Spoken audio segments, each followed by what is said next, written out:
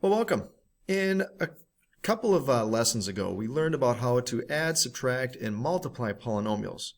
But did you wonder why we didn't learn how to divide polynomials? Well, you're going to see why in this lesson, because dividing polynomials is not exactly the easiest process. Now, there are a couple of ways that we can do this, and it's important to know both of them. Okay, so I'm going to show you two methods as far as how you can divide polynomials. But one of the methods requires us to remember how to do traditional dividing, just like how to divide two normal numbers. So we're going to do this as a warm-up. I'm going to have you divide using long division 105 divided by 5. I don't want you to use your calculators here. I want you to use long division. So what do I mean by that? That means digging deep into your elementary roots and remembering how to divide using long division. So I want you to do that for both of these problems. One of those might require you to find a remainder, so there'll be something left over. But you need to understand the process. So why don't you guys go ahead and pause the video and try doing this on your own, and then we'll go through how to do both of these together. All right, well, how did you do? Let's check. So we're going to actually walk through this warm-up together. So for this first one, when we go to divide using long division, what you do is you start with the first two numbers. So there, because 5 is not going to 1. Okay, so we'll go to, so 5 is going to the first number. Does 5 go into the first two numbers? 5 definitely divides into 10, and it actually goes in there evenly. So 5 goes into 10 two times. So we want to put that 2 above the 0, okay, because 5 times 2 is 10. And then we're going to subtract those. 10 minus 10 is 0. So now I'm just going to bring down the 5. Now I want to see, does 5 go into 5 evenly? Yeah, 5 goes into 5 evenly one time. And 1 times 5 is 5. 5 minus 5 is 0, so we don't have a remainder. So 105 divided by 5 is 21. Now you might say, well, I could have done that without a calculator. Fine, you probably very well could have. But believe me, for this lesson, you need to understand how to do long division. You need to understand the process. Let's try another one here. Let's do this one. If we had 17, or 229 divided by 17. So when I divide this, 17 doesn't go into 22 evenly, but it does go in there one time. So if I put 17 underneath here, the next step is to subtract. And 22 minus 17 is 5. Now I'm going to bring down the 9. Now 17 does not go into 59 evenly, but the closest we can go into 59 without going over is 17 times 3. So 17 times 3 is 51. So when I subtract those, I get 8, meaning that I have a remainder of 8. So we would say it's 13 with a remainder of 8, or if we would write that as a fraction, it would be 13, and then the remainder we write as a fraction of what we were dividing by. So 13, remainder 8 would be 13 and 8/17. If you did not remember how to do that, it's important that you figure it out, because that is what we're doing for this lesson. So let's look at how we can divide x cubed plus 5x squared plus 6x plus 9 divided by x plus 3 using long division. Okay, so here's a process. Okay, so the process of dividing by a polynomial using long division is very similar to long division of just regular numbers. So here's how we're going to set that up. So we're going to set it up with that bar. So we're going to divide. So we're going to put x plus 3 on the outside, just like when I had 229 divided by 17. We had 17 on the outside and 229 on the inside. So we put what we're dividing by on the outside. And then we look at, so we have x cubed plus 5x squared. And so don't worry so much about anything else other than the x cubed. What you want to do is you want to say, okay, what would I multiply that x from out front? Here, let me get my highlighter. What would I multiply x by to get x cubed? Well, x times x squared would give me x cubed. So what we're going to do now is we're going to multiply the x and the 3 by x cubed. I'm sorry, by x squared. So when we do that, we get x cubed plus 3x squared. Don't worry about that minus right now. So x squared times x would be x cubed. X squared times 3 would be 3x squared. Now remember what we did when we were dividing by 17 into 229. After multiplying 1 times 17 and getting 17, and what we did is we subtracted as the next step. So we're going to do the same thing here. We're going to subtract, but we're going to subtract everything by, so we're going to subtract everything. So x cubed we're going to subtract, and 3x squared we're going to subtract that. So what I like to do is I like to write out, let me grab my pen here. I just like to write down minus x cubed and then minus 3x squared. So I'd like to distribute the minus through. So we would have x cubed minus x cubed would be nothing, and 5x squared minus 3x squared would be 2x squared. And then we bring down the 6x, and you can bring down the 9. If you want to bring down both of them, you can, or just one of them, it doesn't matter. But now we're going to look to see, well, what would I multiply? Let me get my highlighter. What would I multiply x by to get 2x squared? Well, I would multiply, that would be 2x, because 2x times x would be 2x squared. So we would put 2x up above there. So now we would multiply 2x times both the x and the 3. So again, we multiply all of that by 2x. And when you do that, we get 2x squared plus 6x. Now we're going to subtract. Now again, I like to distribute that through. So I would write this as minus 2x squared minus 6x. So now 2x, so we always subtract. So 2x squared minus 2x squared is 0. 6x minus 6x is also 0. So that leaves us with 9. And so that means that our remainder is going to be 9, because there's nothing that I would multiply x by to get 9. So what do we do with that remainder? So just like when we had a remainder of 8 with the 7, when we were dividing 229 divided by 17, and we had a remainder of 8, remember we wrote that as a fraction. So we're going to do the same thing here. So with the 17, 229 divided by 17, we wrote our answer as 13 and 8/17. So for this, we're going to write it as our answer is x squared plus 2x plus our remainder. So our remainder was 9, so plus a remainder of 9 over x plus 3. So you can't see that there, but so again, so we could write it as, so our dividend was what we're dividing, x cubed plus 5x squared plus 6x plus 9 is equal, so we could, so this is just saying that we could factor this down to be x squared plus 2x times x plus 3 plus a remainder of 9. But this is the key here. I'm going to highlight this. This is what you want to make sure that you get in your notes. When we take our dividend divided by our divisor, so the dividend is the big number that we're dividing by with our small, like 229 divided by 17. 229 would have been our dividend. Our divisor would have been 17. So our answer is going to be our quotient plus our remainder divided by our divisor. Okay, so that's how you're going to write your answers for these. All right, let's look at another one. So now sometimes when we go to divide, so this time our divisor is 2x plus 3. Our dividend, what we're going to be dividing up, is the x cubed plus 27. If you notice, it goes from x cubed all the way jumping into 27. So we're missing an x squared, we're missing an x. It's really important when we're doing long division, if there's any pieces that we're missing, to replace those with 0, x, whatever. Okay, so it's important that we place those, that we hold those positions with zeros and whatever piece is missing. So here we're missing, like we said, we're missing a 0x squared and we're missing a 0x. So we're going to replace those, like I said, with zeros. So here we could see the answer, but I'm going to show you step by step how we would do this problem. So first off, we would look to see, well, what would we multiply, let me get my highlighter, what would we multiply 2x by to get 8x cubed? Well, that would be 4x squared. So next, we take 4x squared times both the 2x and the 3. So 4x squared times 2x is 8x cubed, and 4x squared times 3 is 12x squared. Remember, next we subtract. So we subtract, that's going to be minus x squared minus 12x squared. So we subtract those, we get negative 12x squared, and then we bring down the 0x, or we bring down the 27. So now I'm going to look to see, well, what would I multiply? Because I'm going to ignore that. What would I multiply 2x by? So let me erase this. What would I multiply 2x by to get a negative 12x squared? Okay, so that's what we're trying to figure out. What would we multiply 2x by to get negative 12x squared? Well, that would be a negative 6x. Negative 6x times 2x is negative 12x squared. So then we would have, so we multiply everything by negative 6x. So when you do that, negative 6x times 2x, that would be a negative 12x squared. So there's a typo there. Whoops.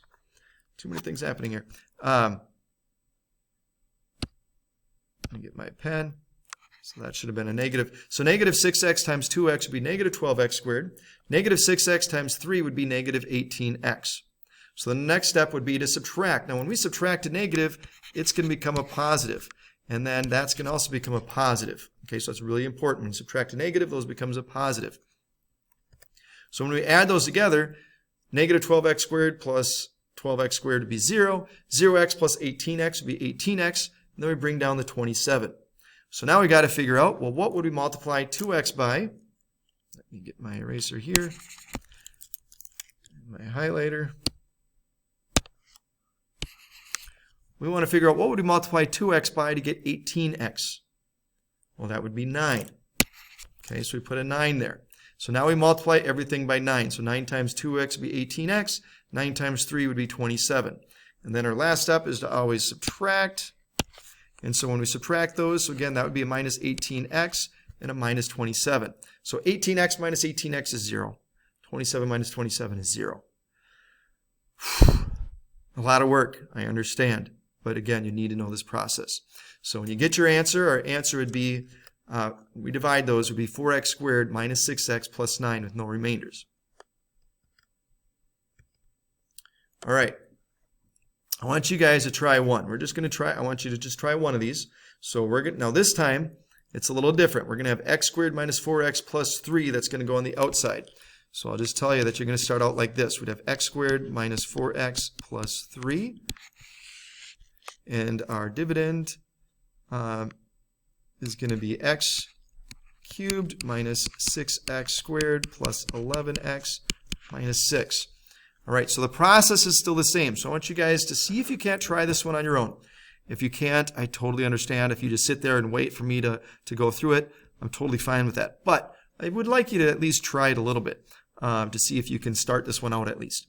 But I want you guys to try that. So if you want, pause the video and then play when you're ready. Otherwise, just wait a second and then we'll go over it. All right, so let's see what you should do for this problem. I'm going to walk you through it. So again, our first step is you're going to look to see what would we multiply x squared by to get x cubed.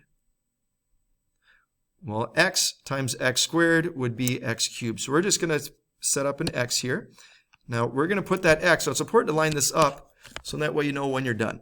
Okay, so if we're going to multiply by an x, we're going to put that x above just a plain old x in our dividend. So we're going to put the x above the 11x just to make sure it lines up so we know when we're finished. So now I'm going to multiply everything by x. So when I do that, I would get x cubed, which is what I wanted. And then x times negative 4x would be negative 4x squared. And x times 3 would be 3x. So it doesn't matter that there's 3 terms here. Your first and only goal is to always get rid of just that first term. So then remember, we're going to subtract everything. Now I like to, like I said, distribute that minus through. So this would be a minus, this would be a plus, this would be a minus. So now when we subtract those, x cubed minus x cubed is nothing. But negative 6x squared plus 4x squared is negative 2x squared. 11 minus 3 is 8x. And then we bring down the minus 6. There's just one thing to bring down there. So now I want to look to see what would I multiply x squared by to get negative 2x squared. Well, that would just be negative 2.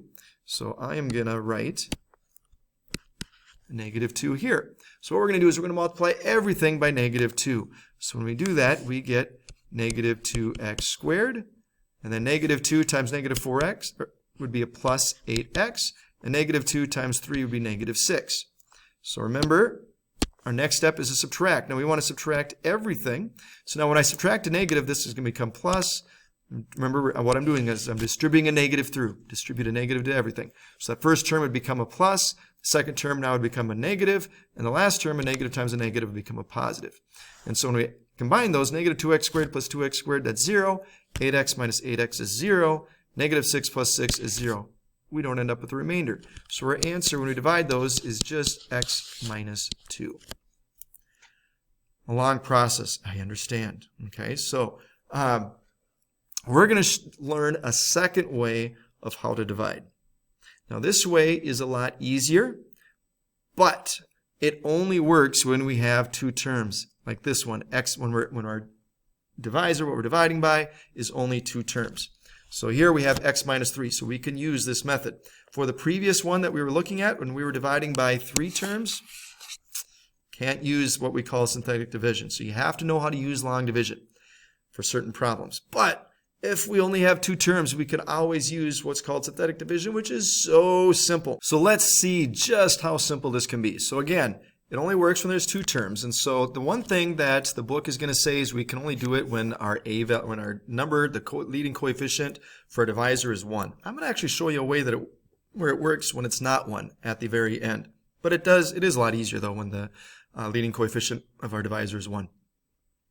What we're going to do is we're going to start by finding the 0 for the divisor. In other words, remember we did this when we were studying quadratics. To find a 0, you just set the factor equal to 0 and solve. So we would get x equals 3. So what we're going to do is we're going to put that divisor outside of here, and I'm going to put this weird, so it's almost like taking that dividing sign that we're used to and just flipping it upside down. That's not really what we're doing, but that's what it looks like. And then we're going to put the coefficients. Now I want to make sure that, again, that if we have any pieces that are missing, that we substitute those with 0. But we're going to put the coefficients for each term, starting with our degree all the way down to just our plain old number. So I see here that our first, again, we're not including any x's. I said coefficients. Remember, a coefficient is just a number. So we're going to have 2 here. And then, so that's from our leading terms, so that's where we have a degree of 3. And then we have a negative 7. The signs are very important here. So we'd have a negative 7 because we have a negative 7x squared. Now I'm missing my plain old x. So I'm going to have 0 x's in there. And then minus 4 is our last one. Now underneath, whenever we get to that very last number, I want you to put like a little basket down here. That is where we're going to catch our remainder if there is one. Now the book doesn't show you that if you use the book, but I always like this method just because you're going to see in the very end when we go to set up our answer, it's always easiest to have that remainder basket set apart. All right, so now it's just a simple process. Once you understand this process, you're going to really appreciate this method over the long division. But again, you still have to be familiar with long division for the certain problems like the one that you did on your own where we had 3 terms. This method won't work for 3 terms, remember. So the first step is you bring down whatever that first number is, 2. Simple. Then what we're going to do is we're going to multiply this number and put that product right here. So 3 times 2 is 6. So we're going to put that there. And then what we're going to do is we're going to add these together. Negative 7 plus 6 would be 1. So far, so good. Now what we're going to do is we're going to take and multiply 3 times 1 and put that number here. So 3 times 1 would be 3. And then what we're going to do is we're going to add these together. 0 plus 3 is 3. And now we're going to take 3 times 3, which is 9, and put that number here. And guess what we're going to do? The same process. We're going to add those together. Negative 4 plus 9 is 5. So this is our remainder. So we have a remainder of 5. Now, how do we write our answer? What do we do with the 2, the 1, and the 3? Okay, we're going to work our way backwards. So the 5 is our remainder. This number here is never going to have an x. So no x. And then what we're going to do is we're going to go in from right to left. We're going to go in ascending order. So we would have x, and then we would have x squared. So our answer here would be 2x squared plus 1x, or just x, plus 3 with the remainder of 5. So we'd have 5 divided by what we divided by originally, which is x minus 3.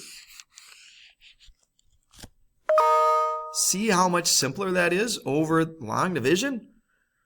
That is a lot easier. Okay, let's have you try one here. So again, if you want to jump right in, and I'm going to help you set this up. Okay, let's do that. I'll help you set this one up, and I want you to see if you can carry it on from there. So our first step is to find our 0. So if you want to do it the long way, I mean, you'll get the hang of it where you can just look at it and find the 0. But I don't want you to think the 0 is negative 1. Don't make that mistake. If we set it equal to 0, x minus 1 equal to 0, and we solve that, we would get x equals 1. So our 0 is 1, so that's for our divisor. So that's what we're going to start out with. And then we're going to put just the coefficients. So the 3, put that here. Don't put that on the bottom, put it up on top. And then we're missing a 0, we're missing an x squared. So we'd have 0x squared, so I'm going to put a 0 there. And then we have negative 5x, then we have 10. And down here after the 10, put a little basket to catch our remainder. So now I want you to see if you can simplify this.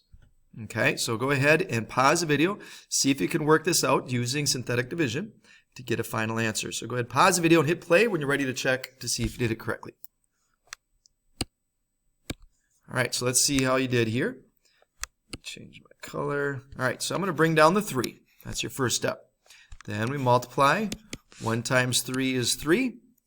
And then we're going to add those two together. 0 plus 3 is 3. Now we're going to multiply these together.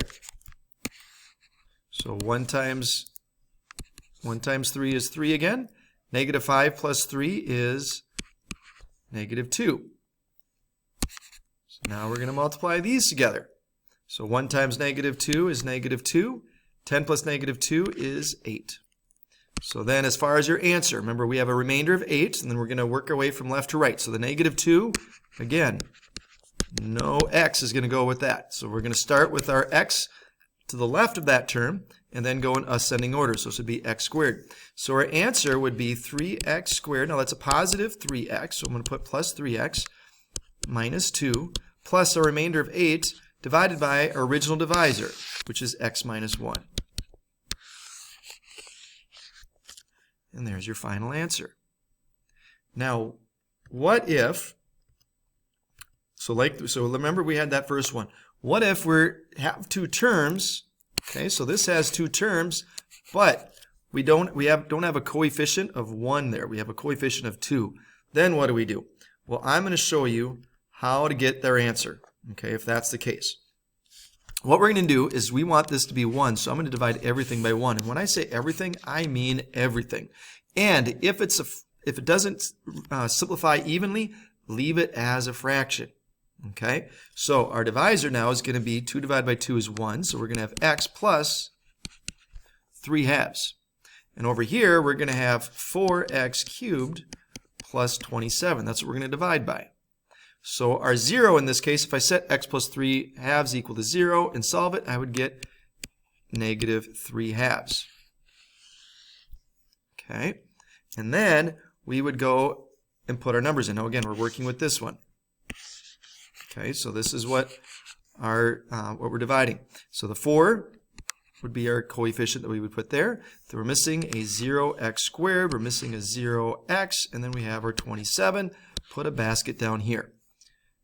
Get a different color. It's too much red. Okay, bring down the 4. So now if I take negative 3 halves times 4, negative 3 halves times 4 would be negative 12 over 2 is one way you could do it. Negative 12 divided by 2 would be negative 6. 0 plus negative 6 would be negative 6. Now I'm going to take negative 6 times negative 3 halves, which would be a positive 18 divided by 2, which is 9. 0 plus 9 is 9. Now I'm going to take 9 times negative 3 halves, which gives me negative 27 halves. And oops, I just realized I made a mistake. You're probably thinking, why did you put 27 and not 27 halves? That was my bad, sorry. So this should have been back here.